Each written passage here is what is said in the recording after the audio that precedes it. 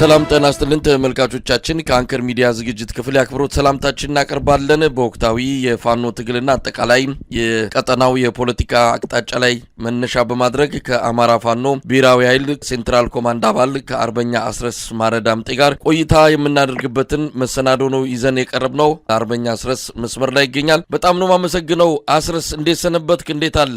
እግዚአብሔር ይመስገን ሰላም መሳይ። እንግዲህ አስረስ ብዙ ነገሮች አሉ። ጊዜ ሰውተ ለተመልካቾቻችን ሐሳብን ለማካፈል በየጊዜው ትብብር ስለምታደርግ በእውነቱ በጣም ነው ማመሰግነው። ካለን ጊዜ አንፃር የተወሰኑ አጀንዳዎች ላይ አተኩራለሁ። በቅድሚያ ግን እንደው ሰሞኑን ምን አለ ከአውደ ውጊያ ከተለያዩ ከናንተ እንቅስቃሴ ጋር በተያያዘ በአጠቃላይ በአማራ አካባቢ ምን አዲስ ነገር አለ? አመሰግናለሁ። አራቱም እዞቻችን በሚንቀሳቀሱባቸው ቀጠናዎች በርካታ አውደ ውጊያዎች ይደረጋሉ። እንግዲህ አብዛኞቹ ነገሮች መሳይ ዜና ከመሆንም ዘለዋል። የአብይ አህመድ ሰራዊትን መግደል፣ መማረክ፣ ማስከዳት የዕለት ተዕለት ተግባር ላለፉት 26-27 ወራት በተከታታይ የተፈጸመ ጉዳይ ከመሆኑ ጋር ተያይዞ እንደ ዜና ከመሆን ያለፈ የዘወትር ተግባር ሆኗል። ማሸነፍ፣ ሰራዊቱን መማረክ፣ መሳሪያ መማረክ የዕለት ተዕለት ተግባር ነው። ከዛ አልፎ አልፎ መስዋዕትነት መክፈል ያለ ነው። ይሄ የተለመደ ጉዳይ ነው። ምናልባት አዲስ ነገር አለ ከተባለ የአገዛዙ ሰራዊት በሁሉም በተሰማራባቸው ቀጠናዎች ከዚህ በፊት ሲያደርጋቸው ከነበረው እጅግ በገዘፈ በመጠንም በጥልቀትም እጅግ በራቀ ሁኔታ መደበኛ ዝርፊያ ላይ ተሰማርቶ ነው የሚገኘው። ከሰራዊቱ ጋር ፊት ለፊት ከሚደረገው ግጥሚያ ጎን ለጎን እግሩ በረገጠበት ቦታ ሁሉ የአርሶ አደር ከብቶችን በጅምላ ይነዳል። የቤት አስቤዛ ሳይቀር ይደፋል። የሚችለውን ጭኖ ይሄዳል። ሆቴሎችን፣ የንግድ ድርጅቶችን፣ ቁሳቁሶችን ይዘርፋል። ትናንሽ ኪዮስኮችን፣ ሱቆችን ጭምር አንዳንዶቹን ያቃጥላል፣ አንዳንዶቹን ይዘርፋል። በተለይ ከተሞች አካባቢ ደግሞ ዜጎች ራሳቸውን ለመጠበቅ በአንጡራ ሀብታቸው የገዙት እና ለዘመናት ታጥቀውት የቆዩትን መሳሪያ በጅምላ ይነጥቃል። በአጠቃላይ የአብይ አህመድ ሰራዊት ባለፉት 2-3 ሳምንታት የቀጠለው አንደኛው ስልት አድርጎ ዋና ጉዳይ አድርጎ የቀጠለበት የዝርፊያ መንገድ አለ። በዚህ አጋጣሚ ህዝቡን ለአንዴና ለመጨረሻ ጊዜ ለመስበር፣ ለማጎሳቆል፣ ራሱን እንዳይከላከል ለማድረግ፣ በኢኮኖሚም መልሶ እንዳይነሳ ለማድረግ ታስቦበት ጸያፍና ህገወጥ ተግባራት እየተፈጸመበት ስላለ በነቂስ በመውጣት ከፋኖ ጎን በመታገል ክብሩን እንዲያስመልስ፣ ማንነቱን እንዲያስከብር፣ ሰብአዊነቱን እንዲያስከብር ጥሪ ማድረግ እፈልጋለሁ። አዲስ ነገር ያለው ይኸው የዝርፊያ መንገድ ተጧጥፎ መቀጠሉ ነው መሳይ። አርበኛ አስረስ ወደዚህ የገባበት ምክንያቱ ምንድነው? አገዛዙ ተስፋ መቁረጥ ነው? ህዝቡን በእንደዚህ አይነት ሁኔታ በማማረር ደጋፊ አድርጋለሁ ወይም አቅም አሳጥቼ እቆጣጠረዋለሁ ነው? በምንድነው ወደዚህ አይነት የለየለት? እንግዲህ ሪፖርቶች እየሰማን ነው። በየቦታው ዘረፋ ነው። በየቦታው የጠላት ሀገር እስኪመስል ድረስ በፋሺስት ጣሊያን ጊዜ እንኳን በእንደዚህ አይነት መልኩ የተደረገ ግፍ አልነበረም። እንዲህ አይነት ነገር ውስጥ ለምን ገባ አገዛዙ? በእኔ እምነት ተስፋ የመቁረጥ ይመስለኛል። አገዛዙ በርካታ ቢሊዮኖችን አውጥቶበታል። በዚህ ጦርነት የበርካታ ሀገራትን እርዳታ ተጠቅሟል። ትላልቅ ሜጋ ፕሮጀክቶችን በማጠፍ ለዚህ ጦርነት ግብዓት አውሏል። ብዙ ወጣቶችን አፍሶ ታራሚዎችን ጭምር ወታደራዊ ማሰልጠኛ ካምፕ በማስገባት ወደ ወታደራዊ ስምሪት በመውሰድ ስራ ሊሰራ ሞክሯል። የጤና የግብርና ፕሮጀክት በጀቶችን ለጦርነት አውሏል። ጅምላ ግድያዎችን በተለያዩ ከተሞች ሲፈጽም ቆይቷል። በጣም ብዙ ሰራዊት ከፋኖ ጋር ውጊያ እንዲገጥም በማሰማራት ሀገሪቱ ውስጥ ተፈጥሮ የማውቅ ዘግናኝ የእርስ በርስ ጦርነት እንዲፈጠር አድርጓል። እነኚህን ሁሉ ተግባራት፣ እነኚህን ሁሉ የጦር ወንጀሎች፣ እነኚህን ሁሉ የዘር ማጥፋት ወንጀሎች ፈጽሞም ጭምር አገዛዙ አንዳችም ለውጥ ማምጣት አንዳችም ሲግኒፊካንት ለውጥ ማምጣት ባለመቻሉ ምክንያት የመጨረሻ ተስፋ የቆረጠ ነው የሚመስለኝ። ህዝቡን በተለያየ መንገድ በማጭበርበር፣ በማታለል እና በማማለል ጭምር ሀገራዊና ብሔራዊ አጀንዳዎችን በማንሳት በመዋሸት የማይፈጽማቸውን ከዚህ በፊት ስላቸው እንደነበሩት ዛሬ ተናግሯቸው ነገ የሚከልሳቸውን የሚሽራቸውን ብሔራዊ አጀንዳዎችን በማንሳት ህዝቡን ለማማለልም ሙከራ ተደርጓል። ይህ ሁሉ ነው ህዝቡም ሆነ ሰራዊታችን ለአፍታም ቢሆን ከትግሉ ስሜቱን ማራቅ ባለመቻሉ ምክንያት ተስፋ ስለቆረጠ አሁን ላይ ከፋኖ ሰራዊት ባልተናነሰ ምናልባትም በበለጠ ሁኔታ ህዝቡን በከፍተኛ ሁኔታ ጠልቶታል። የአብይ አህመድ አገዛዝ በጠላትነት ፈርጆታል። ስለዚህ አንድ ወራሪ ሰራዊት ቅድም አንተ እንዳነሳው ፋሺስት ጣሊያን እንኳን ኢትዮጵያ ውስጥ በተዋጋባቸው ዘመናት ያልፈጸመውን ዘግናኝ ድርጊት አንድ የባዕድ ሰራዊት እንኳን ሊፈጽመው የማያስበውን ኢሰብአዊ ድርጊት በህዝባችን ላይ እየፈጸመ ነው ያለው። እንግዲህ የዚህ ዓመት መግቢያ ላይ ኤታማዦር ሹሙ ብርሃኑ ጁላ የሞት ሽረት ነው የዓመት ብሎ ሲናገር ነበረ። የሞት ሽረት ማለት በተደጋጋሚ ከዚህ በፊት እንደምገልጸው አብይ አህመድ የመጨረሻ ዘመኑ ሲመጣ ማንኛውንም ድርጊት ከማድረግ ማንኛውንም ከህሊና ከሰብአዊነት የተፋታ ወንጀል ከመፈጸም ወደኋላ እንደማይል በመጨረሻም ኢትዮጵያንስ እርስ በርስ ለማጋጨት፣ ለማተራመስ፣ ለማጨራረስ ሁሉ ፕሮጀክቶችና አጀንዳዎችን እንደሚነድፍ ተናግረናል። አሁን እየተከሰተ ያለው ዝርፊያና አጠቃላይ በመላው አማራ ህዝብ ላይ እየተፈጸመ ያለው ወንጀል የዛ መገለጫ ነው የሚሆነው። ሁሉንም አማራ ከሊቅ እስከ ደቂቅ በጠላትነት የፈረጀው የአብይ አህመድ አገዛዝ በሁሉም አማራ በሚኖርባቸው ማዕዘናት ሁሉ እየፈጸመ ያለው ዝርፊያ ጥድፊያ ከዚህ ተስፋ መቁረጥ የመነጨ ነው ብዬ ነው ማምነው። እንግዲህ አስረስ የሰሞኑ ድርድር ተብሎ የተገለጸው አንድም ከዚሁ ከተስፋ መቁረጥ ጋር ተያይዞም እየቀረበ ነው። አገዛዙ እየፈረሰ ነው ለሚለው እንደ አንድ አስረጅ እየቀረበ ያለውም ሰሞኑን በአንድ ግለሰብና በስርዓቱ የክልሉ ምስለኔ አስተዳደር መሃል የተደረገ የተባለው የሰላም ስምምነት ነው። ባጭሩ ስለዚህ ጉዳይ ምን ማለት ይቻላል? ከአገዛዙ ተስፋ መቁረጥ ጋርስ ልናያይዘው እንችላለን ወይ? እንግዲህ ስለ ድርድር ሲነሳ ታስታውሳለህ መሳይ፣ ከዚህ በፊት ምን ማለት ነው ድርድር፣ ሳይንሳዊ መንገዱን አፈጻጸሙስ ምን ይመስላል በሚል ሰፊ ውይይት አድርገንበታል በዚህ ጉዳይ ላይ። አሁን አገዛዙ እያደረገ ያለው ነገር እውነት ለመናገር አሳፋሪም ነው። ከዚህ በፊትም በተደጋጋሚ ሲፈጽማቸው እንደነበረ የኢትዮጵያን መንግስት የመንግስትነት ሞገስና ክብር በማይመጥን መንገድ ነው ብዙ እንቅስቃሴዎችን ሲያደርግ የቆየው። አንድ የማፊያ ቡድን እንኳን በዚህ ደረጃ ህዝብን፣ ዓለም አቀፍ ተቋማትን፣ መንግስታትን ሊያጭበረብር ሞራል አለው ብዬ አላስብም። አብይ አህመድ ግን እያደረገ ያለው ያንን ነው። ስለ ድርድር ከተነሳ ሳይቀር ድርድር የሚደረገው በነገራችን ላይ ይደረግ እንኳን ከተባለ ድርድር የሚደረግበት አጀንዳ በአማራ ህዝብ ኮዝ ላይ በትግሉ አጀንዳ ላይ እንጂ ድርድር የሚደረገው መሳይ የተባለን ወይ አስረስ የተባለን ፋኖ ወደ ቤቱ ለመመለስ አይደለም። ድርድር ማለት እንግዲህ ፐርፖዙ እንደው አድማጮች በደንብ እንዲረዱት የጦርነቱ መነሻ ምክንያት ምንድን ነው? የአማራ ህዝብ ጥያቄ ምንድን ነው? የአማራ ህዝብ ጥያቄ እንዴት ይመለሳል? በምን አግባብ ይመለሳል? በሚል ፍሬምወርክ ሲነሳ ነው ስለ ድርድርም ልናነሳ ምንችል። ከመሰረቱ የአብይ አህመድ አገዛዝ ራሱ ለሀቀኛ ድርድር ያዘጋጀ አይደለም፣ ለሰላም ያዘጋጀ ኃይል አይደለም። ይልቁንም የአፍሪካን ቀንድ ለማተራመስ ስራዬ ብሎ ተልኮ ወስዶ ፕሮጀክት ነድፎ የሚንቀሳቀስ ኃይል ነው። እንግዲህ እንደሰማው ሰሞኑንም አርኤስኤፍን ኃይል ኢትዮጵያ ውስጥ በማሰልጠን ጭምር በኢትዮጵያ ታሪክ የመጀመሪያው መንግስት ነው የሚሆነው ጎረቤት ሀገራትን ለመውጋት በሀገር ውስጥ በዚህ ልክ ያውም ደግሞ የጎረቤት ሀገራትን ሸማቂ አሸባሪ ኃይል ያን ያክል የሲቪሊያን ጭፍጨፋ እና ባርባሪክ የሆነ እንቅስቃሴ የሚያደርገውን የአርኤስኤፍ የሚባለውን የዳጋሎ ኃይልን ለመደገፍ በበርካታ ሺዎች ስልጠና የጀመረ አገዛዝ ነው። ስለዚህ ከዚህ አገዛዝ ሀቀኛ ድርድር፣ ከዚህ አገዛዝ ሀቀኛ ፖለቲካ ሊጠበቅ አይችልም፣ የለምም። በአጠቃላይ አንድ የሚያመላክተው ነገር ቢኖር ሰሞኑን እየተደረገ ስለ ድርድር፣ ስለ ሰላም እየተሰበከ ያለበት ነገር ዓለም አቀፉ ማህበረሰብ በተለይ እነዚህ የምዕራባውያን ሚዲያዎች ከቅርብ ጊዜ ወዲህ ልዩ ትኩረት መስጠት ጀምረዋል። አገዛዙም እየፈጸማቸው ያላቸውን የሰብአዊ መብት ጥሰቶች፣ የጦር ወንጀሎች እና ሌሎች ድርጊቶችን ማጋለጥ በመጀመራቸው ምክንያት እና የፋኖ ተጋድሎ ትልቅ ትኩረት እያገኘ በመምጣቱ ምክንያት ከፍተኛ ጭንቀት ውስጥ ገብቷል አብይ አህመድ። ስለዚህ ያንን አጀንዳ ለማዳፈን እና ለማፈን በድርድር ስም የሚደረጉ እና ሌሎች ነገሮችን እያደረገ ነው ያለው። እንደው በዚህ አጋጣሚ እኔ በጣም የሚገርመኝ ነገር እጅ በመስጠት በዚህ መንገድ ለአብይ አህመድ አሽከርና ሎሌ በመሆን የሚመለስ የአማራ ጥያቄ እንደሌለ ከዚህ በፊት ኢዜማ ካደረገው መረዳት እንችላለን። ከዚህ በፊት እነ አብን ካደረጉት መረዳት እንችላለን። ከዚህ በፊት እነ ጌታቸው ረዳ ካደረጉት መገንዘብና መረዳት እንችላለን። እነኚህ ሁሉ ለአብይ አህመድ የፈረሙ ስብስቦችና ግለሰቦች እንወክለዋለን የሚሉትን ማህበረሰብ ከጥፋት አላዳኑትም፣ ከልቂት አላዳኑትም። ይልቁንም ለአብይ አህመድ ተጨማሪ ጉልበት በመሆን ይልቁንም አብይ አህመድ ተጨማሪ ቅቡልነት እንዲያገኝ በማድረግ በራሳቸው ህዝብ ላይ ዘግናኝ ወንጀል፣ ከፍተኛ የሆነ የዘር ማጥፋት ወንጀል፣ የጦር ወንጀል እንዲፈጸም ምክንያት ነው የሆኑት። የአማራ ህዝብ ላለፉት በርካታ ዓመታት በርካታ ዘመናት የተሰሩበት ስሁት ትርክቶችን ተከትሎ የብልጽግና አገዛዝ የከፈተበት የዘር ማጥፋት ጦርነት የመጨረሻው አውዳሚና ለህልውናው የመጨረሻ አደጋ የሆነ ጦርነት ነው የተከፈተበት። ይሄ በግለሰቦች የሚወሰን ሚስተር ኤክስ ወይ ሚስተር ዋይ በተባለ ፋኖ አመራር ነኝ በሚል አካል የሚወሰን ሳይሆን ይህ አጀንዳ የአማራ ህዝብ አጀንዳ ነው። ትግሉም የትውልድ ትግል ነው። ይህ ትውልድ ህይወቱን የሚገብርለት፣ ማንነቱን የሚሰጥለት፣ ደሙን የሚያፈስለት መላው አማራ በነቂስ በበርካታ ሺዎች ህይወት የሰጠበት ተጋድሎ ነው። ስለዚህ ከግለሰቦች ጋር የሚያዝ አይደለም።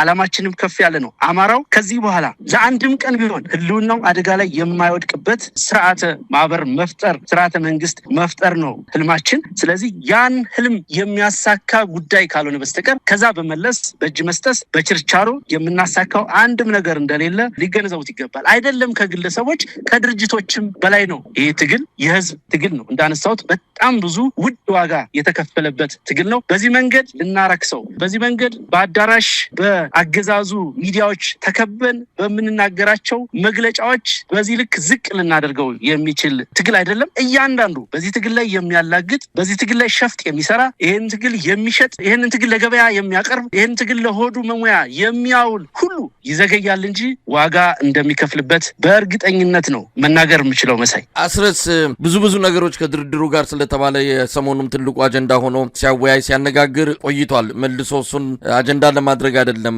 ግን አፍሪካ ህብረት የገባበት ያደረጉበት እነ ኢጋድም እጃቸውን ያስገቡበት እንደ ትልቅ ትዕይንት ተደርጎ የብሔራዊ ቴሌቪዥኖች የአገዛዙ የዲጂታል ሰራዊት የተረባረበበት ክስተት ብዙ ነገር ሊያመላክተን ይችላል የሚለው ነው። እንዳልከውም የአማራ ህዝብ ጥያቄ እንዲሁ ዝም ብሎ መንገድ ዳር በሚደረግ ወንዝ ዳር በሚደረግ እንደዚህ አይነት ስምምነት ሊፈታ የማይችል መሆኑን በተለይም ደግሞ ብልጽግና ከሚባል የአማራ ህዝብን ለማጥፋት አብይ አህመድ በአደባባይ ጭምር እየተናገረ አሁንም ያንን በድርጊት በቃል ብቻ አይደለም በተግባርም እያሳየ ባለበት ከአብይ አህመድ ምን ይገኛል ተብሎ ድርድር ሊገባ እንደሚችል እንግዲህ እነዚህ ሰዎች በምን አይነት ሁኔታ ወደ ብልጽግና እንደሄዱ የሚያውቁት እነሱ ናቸው። ግን አሁን ውስጣችሁን አጥርታችኋል ወይ? አሁንም ቢሆን በዛኛውም አደረጃጀት በእናንተም እንደዚህ አይነት መሰል ነገሮች ዳግም እንዳይመጡ በተለይም ደግሞ አሁን ወደ አንድነት የመጣችሁ ባላችሁበት ጊዜ ላይ እየተንጠባጠቡ ሊወጡ የሚችሉ እንደሚኖሩ ይገመታል። ግን በደንብ እየመከራችሁበት ነው ወይ? የአማራ ህዝብ ትግል እንደዚህ ቀልድ ነው ማንም እየወጣ በቴሌቪዥን መስኮት እየመጣ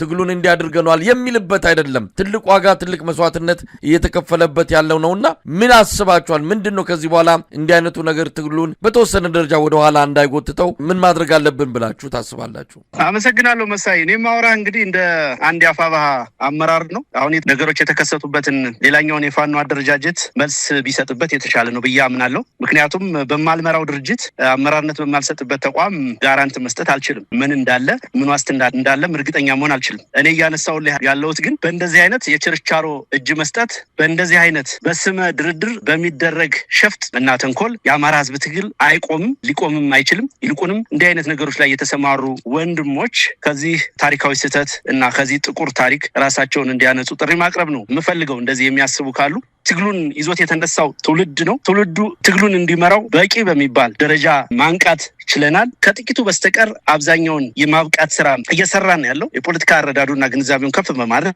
ወታደራዊ አቅሙና ዲሲፕሊኑ ከፍ በማድረግ በተከታታይነት በተሰሩ የማሰልጠን የማድራጀት የማዋጋት ተግባራት የራሱ ሰልፍ ያለው የራሱ መስመር ያለው ከሰልፉና ከመስመሩ ዝንፍ የማይል ሰራዊት በመፈጠር ላይ ነው ያለው። ይሄ ሂደት እንደተጠናቀቀ በዚህ ሰራዊት ደምና አጥንት ላይ በዚህ ሰራዊት ህይወት ላይ የሚቀልዱትንም ጭምር እንደሚፋረዳቸው እርግጠኛ ስለሆንኩ በዚህ መንገድ የህዝባችንን ትግል ጠመንጃ እየወረወሩ የአማራን ታሪክ የአማራን ማንነት ሞራል ልዕልና ክብር በሚያሳፍር መንገድ የተሸከሙትን የህዝብ ትጥቅ ለአብይ አህመድ ተላላኪዎች በማስረከብ ታሪካዊ ስህተት የሚሰሩ በቁጥር ጥቂትም ሊሆኑ ይችላሉ፣ ምንም ሊሆኑ ይችላሉ፣ በምንም የአመራርነት ደረጃ ሊሆኑ ይችላሉ። ነገ ይቆጫቸዋል፣ ዋጋቸውንም ያገኛሉ። ያንን ነው መናገር የምችለው። ሌሎች ዲቴል ጉዳዮች ምናልባት ከድርጅታችን ጋር የማይገናኙ ስለሆኑ አስተያየት ለመስጠት እቸገራለሁ። መሳይ አርበኛ አስረስ፣ አንድም እነዚህ ሰዎች የሚያነሱት ነገር አለ። ወደዚህ ውሳኔ ለምን እንደገቡ የሚገልጿቸው አንዳንድ ምክንያቶች አሉ። ከዚህም ውስጥ አንዱ ህወሓትን እየተመለከተ ነው። የአማራ ህዝብ ጠላት ከሆነው ጋር እንዴት ነው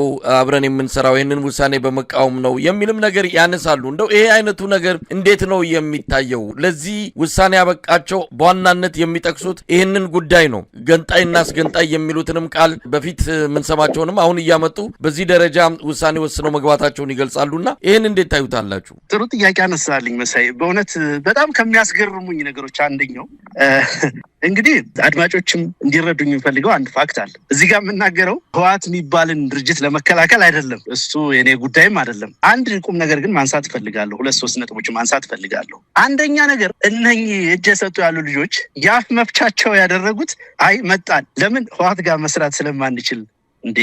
አሁን ጦርነት እየተካሄደ ያለበት ፋኖ በእዝ ተደራጅቶ ጦርነት እያደረገ ያለው ኢትዮጵያ ውስጥ በ5 ክፍለ ሀገሮች ነው። በወለጋ፣ በጎጃም፣ በጎንደር፣ በወሎ፣ በሸዋ። በእነኚህ ቦታዎች ሁሉ የሚወድቁት ዋጋ የሚከፍሉት ጠላትን የሚማረኩት ከጠላት ጋር አንገት ለአንገት የሚተናነቁት አማራዎች ናቸው። ማንም የትኛውም ኃይል እዚህ ጦርነት ላይ እዚህ የፋኖ ተጋድሎ ላይ ቤሳቢስቲን ኮንትሪቢሽን የለውም። ይሄን በእርግጠኝነት ነው የምናገረው።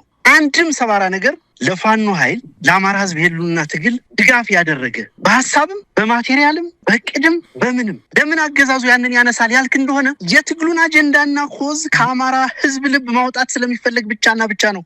በየትኛው ሂሳብ ነው ሻዕቢያ ወይ የኤርትራ መንግስት ፋኖን ያደራጀው? በየትኛው ሂሳብ ነው ሱዳን ፋኖን ያደራጀው? በየትኛው ሂሳብ ነው ህወሓት ፋኖን ያደራጀው? ይሄ ጦርነት መቼ ነው የተጀመረው? አንዳንዶች የፋኖ ትግል ደጋፊ ነን የሚሉትም ጭምር ይሄንን ሐሳብ እየገዙ ትግላችንን ሲያረክሱ ሳይ በእጅጉ እኔ አዝንላቸዋለሁ፣ አፍርባቸዋለሁም ጭምር። ይሄ ጦርነት እኮ የተጀመረው እነኚህ ኃይሎች ግጭት ውስጥም ሳይገቡ ጭምር ነው። አብይ አህመድ ወይም የፌዴራል መንግስት የሚባለው በኦፊሻል ስሙ ከእነኚህ ኃይሎች ጋር ግጭት ውስጥ እኮ አልነበረም።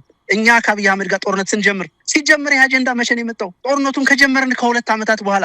ታዲያ ከ2 ዓመታት በኋላ ነው እንደ ሰንበዲ ብድግ ብሎ ከመሬት የሚያደራጀን? ላለፉት 2 ዓመታት ከምናምን የፈጸምነው ጀብዱ የፈጸምነው ድል ማን ነው የፈጸመው? ደንበጫ ላይ የማረክነው፣ ባህር ዳር ላይ የማረክነው፣ ሜጫ ላይ የማረክነው፣ እነማይ ላይ የማረክነው፣ ደጋዳሞት ላይ የማረክነው፣ ደብረ ማርቆስን የተቆጣጠርነው፣ ሌሎች በምስራቅም የአማራ ክፍል በሰሜኑም ክፍል ሸዋ ውስጥ ያንን ሁሉ ኤሊት ፎርስ የኮማንዶ ኃይል የሪፐብሊካን ጋርድ ሌላውን አብይ አህመድ አለኝ የሚለውን ኃይል ሬዚስት ያደረገው የሸዋ ፋኖ ሁለቱም እዞች ያሳምነው ዝም የሸዋ ጠቅላይ ግዛት ዝም በውጭ ኃይሎች እርዳታ ነው እንዴ? ድጋፍ ነው እንዴ? የማንን ትግል ነው የምንክደው? ለምንስ ነው የህዝባችንን መስዋዕትነት አሳልፈን ለሌላ ባዕዳን የምንሰጠው? ምን አይነት የበታችነት ስሜት ነው? ምን አይነትስ የዝቅተኝነት በሽታ ነው? የትግሉ አመራረን የምንል ሰዎች ከነ አቅማችን ከነ ውስንነታችን አለን መሬት ላይ ዋጋ እየከፈልንበት ያለ ትግል ነው። በርካታ ጊዜ ድሮን ሰርቫይቭ አድርገን የመራነው ትግል ነው። ብዙ ዋዶቻችን ያጣንበት ትግል ነው። በአመራርም በተዋጊም ደረጃ ያሉትን ከዛም አልፎ በርካታ ትምህርት ቤቶች፣ ተቋማት፣ ቴክኒክና ሙያ ተቋማት በድሮን የተደበደቡበት የአማራ ህዝብ ከፍተኛ ማህበራዊ ኢኮኖሚያዊ መስቀልቅል ውስጥ የገባበት አውዳሚ ጦርነትን ነው እየተከላከልን ያለ ነው። ይሄ ጦርነት የህዝብ ነው፣ የትውልድ ነው። ስለዚህ የትውልዱን የአማራን ጦርነት አሳልፈን ለሰዎች የምንሰጠው በየትኛው ሂሳብና መመዘኛ ነው? እነኚህ እጅ የሰጡ እና የከዱ ፈሪዎች ይህንን ቋንቋ ቢናገሩት አይገርመኝም። የጠላት ቋንቋ ነው። ትግሉን እንደግፋለን የሚል በየትኛውም የድርጅት ድጋፍ ውስጥ ያለ አካል ግን ይህንን ትግል ህይወቱን ደሙን እየሰጠ የግል ህልማችንን ጭምር እየሰዋን በምንመራው ትግል ውስጥ ይህንን ትግል ለሶስተኛው ግን አሳልፎ መስጠት ነውረኝነት፣ ክደት፣ አስጠልነት ነው። በነገራችን ላይ የአማራ ህዝብ የህልውና አደጋ የገባባቸው ከምላቸው ምክንያቶች መካከል አንደኛው እንዲህ አይነት አስጠልና ደካማ ኤሊት በመፈጠሩ ምክንያት ነው። ምናልባትም ማህበራዊ ብስባሴ ወይ ሶሻል ዲኬ ብለህ ልጠራው በምትችለው ደረጃ የራሱን አቅም የማያውቅ የራሱን ትግል የራሱን መስዋዕት በመፈጠሩ ምክንያት ይመስለኛል አንዱ ህልውናችን አደጋ ላይ የወደቀበት ምክንያት። ወደ ነጥቡ ልመለስልና መሳይ። ስለዚህ ከመሰረቱ የለም ከመሰረቱ። ሁለተኛ ስለ ትብብር ይነሳል ብዙ ጊዜ እንደ ምክንያት እንደ ፕሪቴክስት የሚወሰደው ነገር። ከየትኛውም ኃይሎች ጋር እንሰራለን ብላችኋል። አሁን እንሰራለን። ታዲያ ሂሳብ ለማወራረድ እያል የትናንትና ታሪክ ላይ ተቸክለን ዛሬ እጃችን ላይ ያለው ህዝብ ይጥፋ፣ ዛሬ ከናካቴያችን እንጥፋ?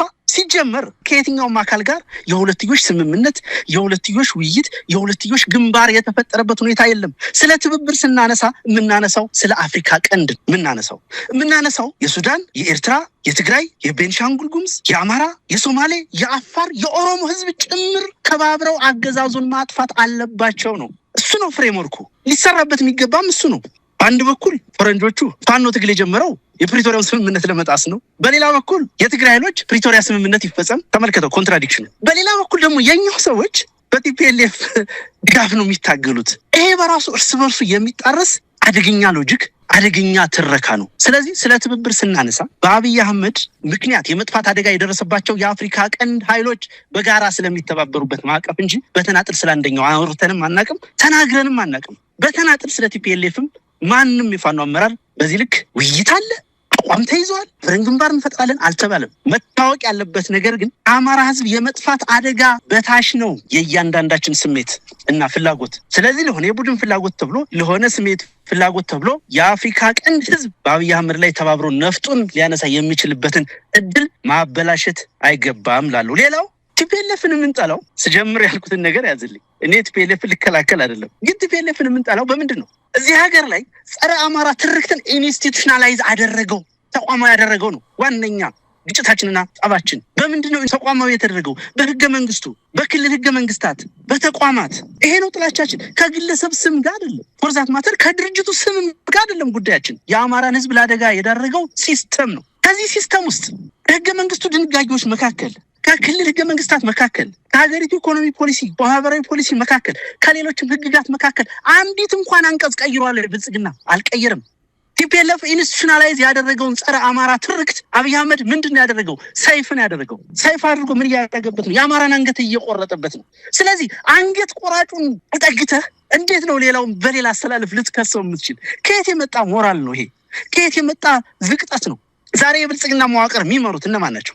ኢንክሉዲንግ አብይ አህመድ። ማን ያሳደገው ነው? ለመሆኑ ቲፒኤልኤፍ አዲስ አበባ የለም ወይ? የቲፒኤልኤፍ ሲስተም የለም ወይ? ያ የብሔር ድርጅቶች፣ እነኛ ተገንጣይ የብሔር ድርጅቶች፣ እነኛ በጸረ አማራ ትርክት ፖለቲካ አሁን የጀመሩ ጥርሳቸውን የነቀሉ ድርጅቶች የፈበረኳቸው የሰሯቸው ትርክቶች፣ ህግጋት የሉም ወይ? ቤተ መንግስት አሉ፣ 4 ኪሎ አሉ። እንደውም እንደውም የቀድሞ ኢህአዴግ የምንለው መዋቅር ትንሽም ቢሆን በጋራ የሚያስብ ስለነበረ ትንሽ መልክ ነበረው። ከነጥፋቱ ትንሽ የልማት ስራ ይሰራ ነበር። ይሄኛውስ ሙሉ መዋቅሩ በአንድ እብድ በአንድ የቃዠ ግለሰብ እጅ ውስጥ የገባበት ነው። ስለዚህ በምን ሂሳብ ነው የአማራን ህዝብ አክቲቭ ጄኖሳይድ እየፈጸመበት ያለው እያጠፋ ያለው? መንገድ ዘግቶ ኢንፍራስትራክቸር አቁመው የእናቶችን መቀነት የሚቆርጥ ሰራዊት አሰማርቶ የሚደፍር ሰራዊት አሰማርቶ እኔ ስለምለው አይደለም። ቢቢሲ ትንሽ በጣም ትንሽ ጤና ጣቢያዎችን ላይ ብቻ ሪሰርች ሰርቶ ያወጣው በሺህ የሚቆጠሩ ሴቶችን፣ ህፃናትን፣ ወጣቶችን፣ ታዳጊዎችን የሚደፍር የሚያጎሳቁል የሃይማኖት አባቶችን ሚስቶቻቸውን የካህናትን በልጆቻቸው ፊት የሚደፍር ሰራዊት ያሰማራውን አገዛዝ ተጠግተ በየትኛው ሂሳብ ነው ሌላውን አካል ስለ ቲፒኤልኤፍ ስለምን እያልክ ልትወነጅል የምትችል? ይሄንን አስተሳሰብ ይሄንን ትርክት ብዙ ሰው ሲያወራው ስለምሰማ እኔ በጣም ስለሚደንቀኝ ነው ስሜታዊ እንኳን። ስለዚህ በሲስተም ደረጃ ራሱ ያለ በመዋቅር በግለሰብ ደረጃ ራሱ የቲፒኤልኤፍ ዝቃጮች ሲስተም ጠብ አይደለም እኮ በቲፒኤልኤፍ እና በአብይ አህመድ መካከል ያለው ጠብ እኮ የህግ የፖለቲካ ሐሳቢ የፖለቲካ ፍልስፍና አይደለም፣ የስልጣን እኮ ነው። ስለዚህ ስልጣኑን የያዘው አካል ያን ነገር የበለጠ እጅግ በጣም አግዝፎ አወሳስቦ እየተጠቀመ ባለበት ሁኔታ ለዚህ አካል እጅ የሚሰጥ የአማራን ህዝብ በየቀኑ የሚጨፈጭፍ እንቁጠር ሂሳብ እኮ መስራት እኮ ይቻላል። የአንድም ሰው የብዙዎችም ህይወት ያው ነው። ጉዳት ነው። መዋቅራዊ መሆኑም እንደተጠበቀው ነው። ምን ያክል አማራ ተጎሳቁሏል ባለፉት 7 ዓመታት? በምን ያክል ደረጃ አማራው ለአደጋ ተጋልጧል? በአብይ አህመድ ዘመን አይደለም እንዴ ከመሃል አዲስ አበባ አማራ የተፈናቀለው? ከመሃል አዲስ አበባ ከወለጋ ከጉራ ፈርዳ አይደለም እኮ ከመሃል አዲስ አበባ። በአብይ አህመድ ዘመን አይደለም እንዴ አማራው ከአንድ ከተማ አንድ ከተማ መሄድ እንዳይችል የተከለከለው? አዲስ አበባ ብቻ አይደለም። ዛሬ ከሞጣ ባህር ዳር መሄድ አትችልም እኮ መሳይ። ለምን? አገዛዙ መንገድ ዘግቶ ትልቁን ሃይዌይ ዘግቶ ዛሬ ከመርጦ ለማርያም ወደ ደሴ መጓዝ አትችልም። ለምን? አገዛዙ መንገድ ስለዘጋ። ለስንት ጊዜ? ላለፉት 7 ወራት 8 ወራት እንደተዘጋ ነው። አመት ሊሞላው ነው። ይሄን ዘግቶ የሚጨፈጭፍን አካል ጉያ ውስጥ እየገባ ሌላውን የአማራን አጀንዳ ሸጠ ብለህ መናገር በእጅጉ አሳፋሪ ነገር ነው። ሌሎችንም በርካታ ምክንያቶችን ማቅረብ ይቻላል። መሳይ በጣም ነው የማመሰግነው። በጣም ዘም አድርገህ በደንብ ነው ያብራራኸው። ምናልባት አንዳንዶች ከህወሓት ጋር ወይም ደግሞ ህወሓት እስካሁን ፋኖን አደራጅቶ አሰማርቶ የሚለውን ይሄ የብልጽግና መንደርን ወሬ የተቀበሉ አይደለም ደጋፊዎችም ቢሆኑ ትግሉን የሚደግፉት። ነገር ግን ከህወሓት ኢትዮጵያ ላይ ከፈጠረው ህወሓት እነዚህን ሰዎች ለስልጣን ያበቃበት የብሔር ፖለቲካን ኢትዮጵያ ላይ ተክሎ አሁንም የኢትዮጵያን መፈራረስ እና አብይ በእጃቸው በአደባባይ የሚፈጽሙት እንዲሆን ያደረገው ህወሓት ነው። እንዴት ከህወሓት ጋርስ ወደፊትም ነው ሊሰራ ይችላል በሚል ምናልባት በስትራቴጂም ሆነ በተለያየ መልኩ ከህወሓት ጋር እየተነጋገራችሁ ከሆነ ያንን በማውገዝ አንዳንዶች የሚሰጡት አስተያየት ይኖራል። ነገር ግን ብዙ ጊዜ እኔ የራሴንም ሀሳብ በዚህ አጋጣሚ በተደጋጋሚም ገልጫለሁ። ፋኖ ከሰማይ በታች የአማራን ህልውና ለማስከበር ኢትዮጵያን ነጻ ለማውጣት ስለ ኢትዮጵያ ዕድል ዕጣ ፈንታ ስለ ኢትዮጵያን የነገ አጠቃላይ ሁኔታ ለመወሰን ሳይሆን ከዚህ ስርዓት ለማላቀቅ የትኛውንም አይነት ድጋፍ ቢያገኝ ኃጢአት የለውም፣ ምን አዲስ ነገር አለው የሚል አቋም በተደጋጋሚ ሳራምድ ነበርና እንደነዚህ አይነት ሀሳቦችን ፋኖ እንደውም በደንብ እንዲያስብበትና እንዲሰራበት ያስፈልጋል የሚል ተደጋጋሚ የሆኑ መልእክቶችንም ሳስተላልፍ ነበር። ለማንኛውም ከዚህ አንጻርስ እንዴት ይታያል? አርበኛ አስረስ መሳይ ምን መሰለ እንደ እኔ የአይነት ጤናማ ትችቶች ናቸው። በፖለቲካ አስተላለፍ ውስጥ ከሌጋ መስራት ይቻላል አይቻልም፣ ለምን ብዙ መመዘኛዎችን እያነሳ ልትነጋገር ትችላለህ። እንደዚህ አይነት ኮሜንት የሚሰጡትን ምሁራንን እኔ እነሱን ለማለት አይደለም። በነገራችን ላይ እንደ ኤክስኪውዝ ግን ለምን ይቆጠራሉ? መክዳት እንደ ኤክስኪውዝ ለምሳሌ ላንሳልህ። እንደው ከነስተቱም ቢሆን ብዙ ጊዜ በአፋብኃ በኩል ትብብር እንደሚያስፈልግ ኢትዮጵያ ኃይሎች መተባበር እንዳለባቸው እናነሳለን። አሁን እጅ የሰጡት ሰዎች ከአፋሕድ መዋቅር የወጡ ናቸው። ይቅርታ እንግዲህ ለመኮነን አይደለም ድርጅቱን ይህን እንዲያዝልኝ ይፈልጋሉ። ግን እስኪ አፋሕድ ውስጥ በዚህ ቋንቋ እንኳን እንደው ትብብር እንኳን ተብሎ የተነገረበት ጊዜ አለ እንዴ? የለም እኮ። የአገዛዙን አጀንዳ ለመግዛትና ለማራገብ ነው። በነገራችን ላይ በጣሊያን ዘመንም ባንዳ ሆኖ የሚያገለግል እኮ አርበኞችን ወይ ጸረ ስልጣኔ ናቸው ወይ የሆነ ነገር ብሎ እኮ ያስቀምጥ ነበር። በየትኛውም ዘመን በአንዳነት ኤክስኪውዝ የሆነ መውጫ መንገድ ይፈልግለታል። በዚህ ረገድ ደግሞ ኢትዮጵያ ህዝብና ኤሊት በጣም ጥሩ ሪከርድ የለውም ብዬ ነው የማምነው እኔ። ባንዳን በመቅጣት በኩል የሆነ ኮምፕሮማይዝ የማድረግ ነገር እንዲሆኑባቸው ነው እንዲህ ሊሆን ነው ብሎ የማስታረቅ መውጫ ፍለጋ ለከዳ ሰው ሜዳ ላይ ጥሎ ለሄደ ሰው በህዝብ ላይ በደም ላይ በመስዋዕትነት ላይ ለተጫወተብህ ሰው ለቀለደብህ ሰው ኤክስኪውዝ ሊበጅለት አይገባም ሚለውን ለማስገንዘብ ስለፈለኩ ነው እንጂ ጤናማ በሆነ ሁኔታ ከዚህ ኃይል ጋር መስራት ይቻላል። ከዚህ ኃይል ጋር በምን ይሰራል? ፎርዛን ማተርኛ ሞኞች አይደለንም እኮ። ህይወት የምንሰጥለት ትግል እኮ ነው። ያለ በቂ ምክንያት እዚህ ትግል ውስጥ እኮ አልገባንም። ህይወት የምንሰጥለት እኮ ከዓላማ ከአንተ ማንነት ከአንተ መኖር በላይ ምትኖርለት ዓላማ ስላለ ነው። የዓላማ የአማራ ህዝብ አጀንዳ ነው። የአማራን ህዝብ አጀንዳ በምን ኮምፕሮማይዝ ልናደርግ አንችልም። አንዳንዶቹ በየዋህነት ስለ ራያው ስለ ወልቃይት ሲያወሩ ሰማለሁ።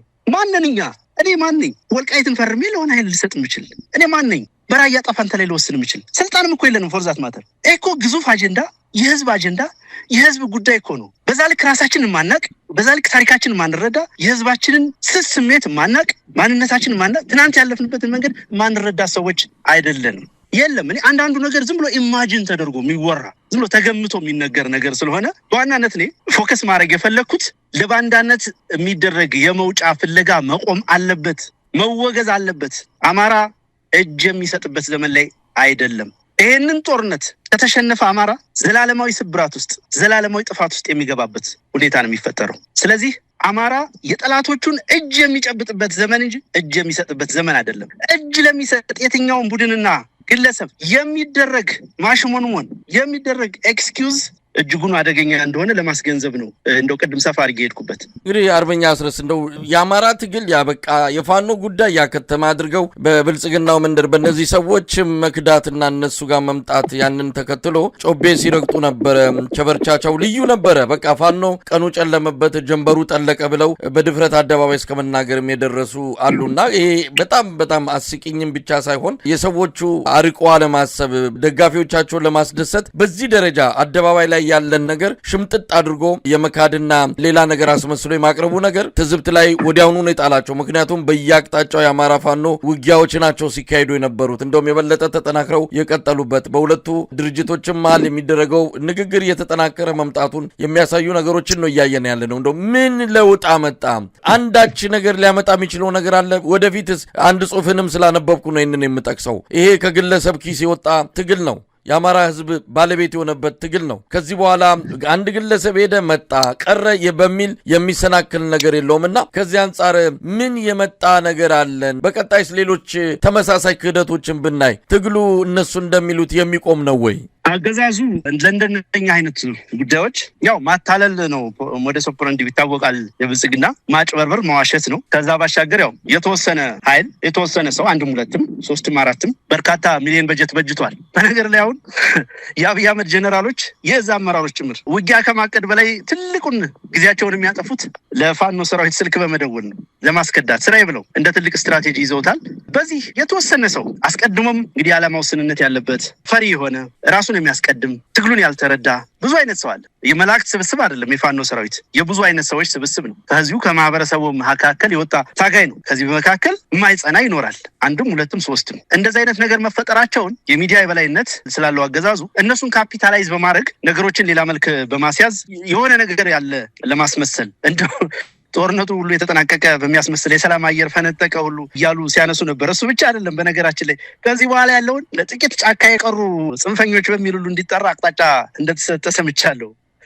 ምን ያክል ማፈር እንግዲህ እጅ ሰጡን ካሏቸው ሰዎች መካከል እኮ ምን ያክል ትጥቅ ወይ ምን ያክል ሰራዊት እንደተረከቡ ሁሉ አላውቅም። እያለም አይመስለኝም። የሆነው ነው። እንዲህ አይነት ነገሮች ሊኖሩ ይችላሉ፣ ወደፊትም ሊኖሩ ይችላሉ። ኢህአዲግ ሰራዊት ቀደም የነበረውን የደርግ መንግስትን አሸንፏል። ሲያሸንፍ ሳይከዳበት ቀርቶ አይደለም። ቲፒኤልኤፍም በለው ሌላው ታጣቂ ኃይል በርካታ ሰራዊት ከድቶበታል። ለጠላት እጅ ሰጥቶበት ያውቃል። ሸሽቶ ወደ ቤተሰቡ ሂዶ ያውቃል። ይሄ ተፈጥሯዊ ነው። በየትኛውም የጦርነት ሂደት ውስጥ የሚገጥም ነገር ነው እና የሚለውጠው ነገር የለም። ይልቁንም ምናልባትም ትግሉን እያጠራው ምናልባትም የጸኑት ትግሉን እየመሩት የተሻለ ነገር የዓላማ ጥራት እየተፈጠረ ስለዚህ የተሻለ የዓላማ ጥራት እየተፈጠረ የተሻለ ሊደርሽፕ እየተፈጠረ ትግሉ በጽኑ ማለት ላይ እየተገነባ ይቀጥላል። ያ እንዲመጣ ሁላችንም ሌት ተቀን ርብርብ ማድረጋችንን እንቀጥላለን። መሳይ እንደው አስረስ ወደ ሌላ ጉዳይ ልምጣና እንደው ባጭሩ እንድታነሳው ነው። ሰሞኑን ያገዛዙ የፖለቲካና የወታደራዊ አመራሮች እንደ ልማዳቸው በርከት ብለው ነው በቴሌቪዥን መስኮት ሲታዩ የነበሩት። እንግዲህ አብይ አህመድም የብሔረሰቦች ቀን በሚል ባከበረው በዓል ላይ የተናገረው የውይይት አጀንዳ ሆኖ ከርሟል። ጠላቶቻችንን እናንተን ጨምሮ ማለት ነው። ያው በስም ባይጠቅስም እናንተም ከተባሉት ጠላቶች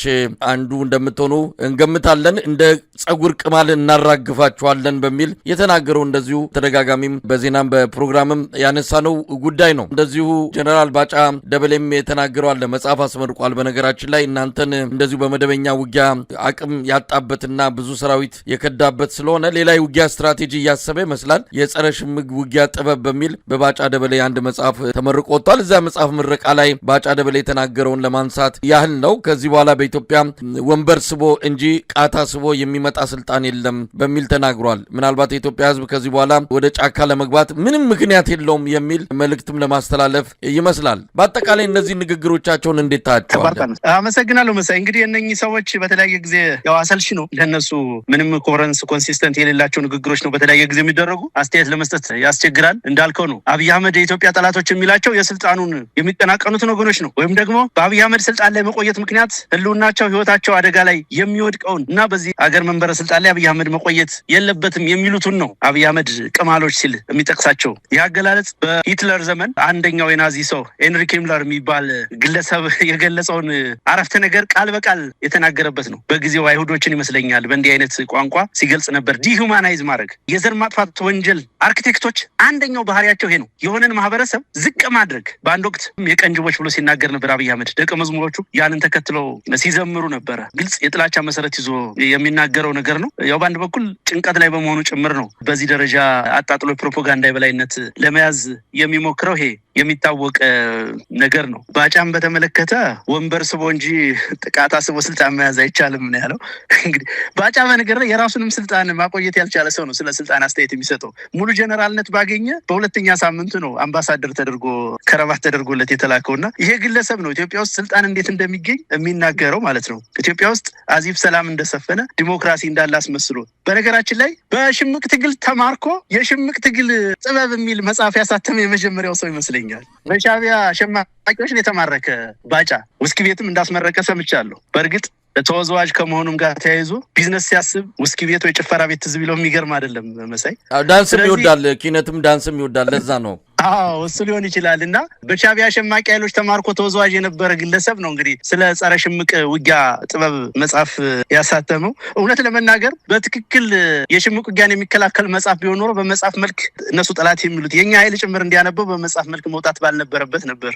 ይልቁንም የመከላከያ ሚሊተሪ ዶክትሪን ወይ ስትራቴጂ ውስጥ የውጊያ ስልት ውስጥ ሊገባ ይችል የነበረ ነገር ነው። እና ዞሮ እነኚህ ያው በአንድም በሌላ መንገድ ኢቨንት በማዘጋጀት ገንዘብ የሚዘርፉ ሆዳሞች ስለሆኑ ነው ይህንን የሚያነሱት። በሌሎች ሀገሮች በባጫ እድሜ ዘመን በባጫ ኤክስፔሪየንስ ያሉ በጀነራልነት ማዕረግ ያሉ ሰዎች የህዝብ ጉዳይ አሳስቧቸው፣ የባለስልጣናት መባለግ አሳስቧቸው መፈንቅለ መንግስት የሚፈጽሙ ተደራድረውም ሌሎች የህዝብ ጥያቄዎችን የሚያስመልሱ ናቸው። እነኚህ ግን ያው ለአገዛዙ ከማሸርገድ ያለፈ ነገር የላቸውም ማለት ነው። የዚህ የአባዱላን ንግግር ሳስብ አንድ ነገር አስታወስኩኝ። ነጋሶ ጊዳዳ የሆነ ወቅት ላይ ዳንድ የሚል ያሳተመው መጽሐፍ ነበርና ምን ይላል እዛ መጽሐፍ ላይ ለ10 ዓመታት የኦህዴድ ሊቀመንበር ሁኜ ከቆየው በኋላ ይላል አንድ ወቅት መለስ ዜናውን አገኘሁትና በረንዳ ላይ ቆመን ከስብሰባ መልስ ለመሆኑ አብዮታዊ ዲሞክራሲ ምንድን ነው እስኪ አስረዳኝ ስለው ሰለሞን ጢሞን ጠይቀው እስኪ አለኝ ይላል። ሰለሞን ጢሞ ማለት ኦህዴድን ያደራጀው የህወሓት ሰው ነው እንግዲህ የትግል ስሙ ነው በጊዜውና አስበው 10 ዓመት የስራ አስፈጻሚ ሆኖ የኦህዴድ ሊቀመንበር ሆኖ የሆነ አካል ሆኖ ያንን ሁሉ መተንተን ማለት ትናንትና አባዱላ ምንድን ነው ያለው? ነገሩ እንዴት እንደተገለባበጠ አይገባኝም።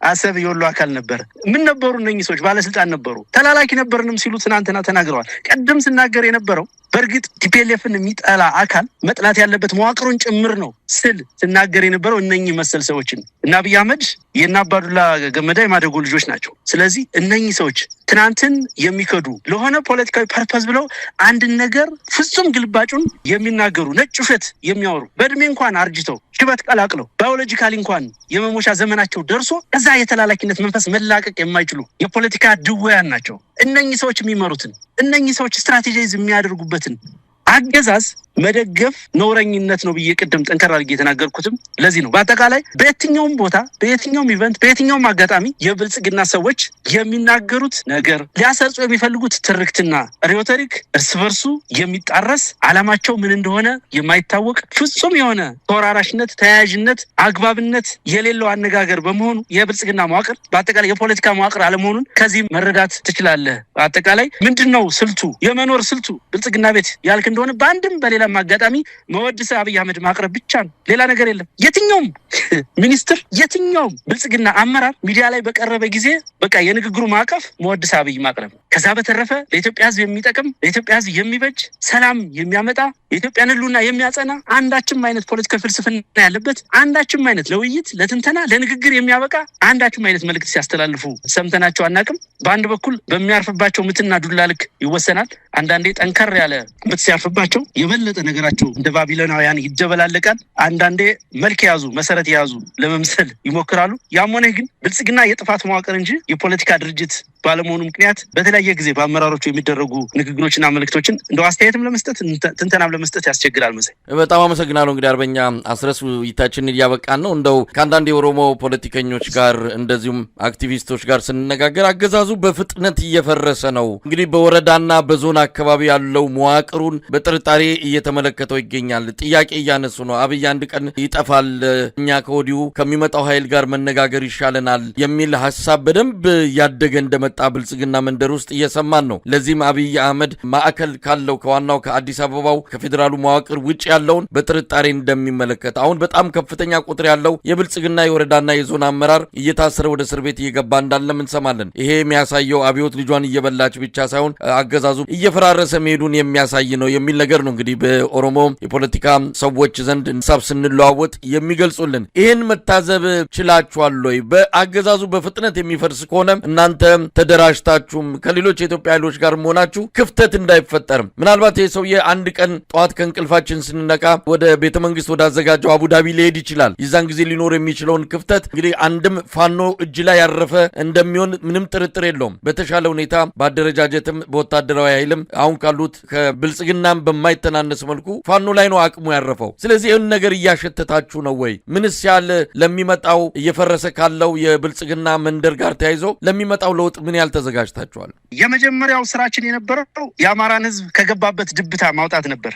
ያንን ድባቴ አሁን ባለው ነባራዊ ሁኔታ አሽቀንጥረን መጣል ችለናል። ከዚህ ቀጥሎ የነበረው ምዕራፍ የማንቃት ምዕራፍ ነበረ። ሰፊውን ወጣቱን ክፍል በእኛም በሌሎችም ተሳትፎ የትጥቅ ትግል በጀመሩትም ነፍጥ ባላነሱትም ወንድሞች ጭምር ብዙ መስዋዕትነት እየከፈሉበትም ጭምር የማንቃት ስራው ተሰርቷል። ሶስተኛው ምዕራፍ ሙሉ በሙሉ ለትግል ብቁ የማድረግ ዘመን ነበረ። እሱንም ከሞላ ጎደል በተሳካ ሁኔታ ተጠናቆ አሁን ሙሉ በሙሉ የትጥቅ ትግል ውስጥ የገባንበት ጊዜ ላይ ነው የሚገኘው። የአማራ ህዝብ ትልቅ አቅም አለው። በብዙ መልኩ ሊገለጥ የሚችል ግዙፍ አቅም ነው ያለው። ይህንን አቅም አስተባብረን ሌሎች ኢትዮጵያውያን ኃይሎች ጭምር ከጎናችን አሰልፈን አገዛዙን ወደ ማፍረክረክ እና ሙሉ በሙሉ ወደ መደምሰስ ደረጃ መድረስ አለብን ብዬ አምናለሁ። የአብይ አህመድ አገዛዝ ኢትዮጵያ ውስጥ በስልጣን ላይ መቆየቱ ለኢትዮጵያ ብቻ ሳይሆን ለቀጠናው ህዝብም ጭምር አደጋ በመሆኑ የቀጠናውን የፖለቲካ ኃይሎች ጭምር ማስተባበር እኛ በቀዳሚነት ልንሰራው የሚገባ ጉዳይ እንደሆነ በሚገባ የምናምንበት ጉዳይ ነው። ስለዚህ የተሳፈርንበት መርከብ ወደፊት የሚቀዝፍ እንጂ ወደኋላ ከተመለስ እንደ ጨው የምንሟሟ ባህር ውስጥ የምንሰጥ መሆኑን ስለምንረዳ ወደፊት ብቻ መራመድ እንዳለብን እናምናለን። ሌሎች የኢትዮጵያ የፖለቲካ ኃይሎች በኢትዮጵያ ህልውና ላይ አንድነት ላይ የማያወላዳ አቋም ያላቸው ከጎናችን እንዲሰለፉ ስራዎችን ስንሰራን የቆየ ነው። አሁንም እንሰራለን። አስቀድመን ደግሞ እኛን የቤት ስራ መጨረስ አለብን። ይሄ የነቃ እና የበቃ አማራ ፍጹም በሆነ አንድነታዊ ትብብር እጅ ለእጅ ተያይዞ ብዙዎች አይሻገሩትም ብለው ያሰቡትን ወንዝ በተለይ በዚህኛው ዘመን ያለው ወጣት ጠመንጃ አንስቶ አገዛዙን ይታገላል ተብሎ በማይታሰብበት ዘመን መሻገር የማይታሰበውን ወንዝ ተሻግረን ትግሉን እዚህ አድርሰናል። ስለዚህ እንቀጥላለን። ስንቀጥል አማራ የተነሰነሰበትን መሰረተ ቢስ የጥላቻ አቧራ እናራግፋለን። ትጥቅ ሊያስፈቱን የመጡትን ኃይሎች ስናረግ እንደከረምነው ጥርሳቸውን እናወልቃለን። የኢትዮጵያን ማንነት የኢትዮጵያን አንድነት ያቆየው የአማራ ህዝብ በማንነቱ ምክንያት ጸጥ ብሎ ጆሮ ዳባ ልበስ ብሎ እየተመለከተው ያለውን ዓለም በደምና ባጥንታችን ድል አድርገን ማሳየት ከኛ የሚጠበቅ ጉዳይ ነው። እልፍ ወጣቶችን የገበርንበት ትግል ነው። ወደፊትም እልፎችን እንገብርበታለን። እልፎችን ገብረን ግን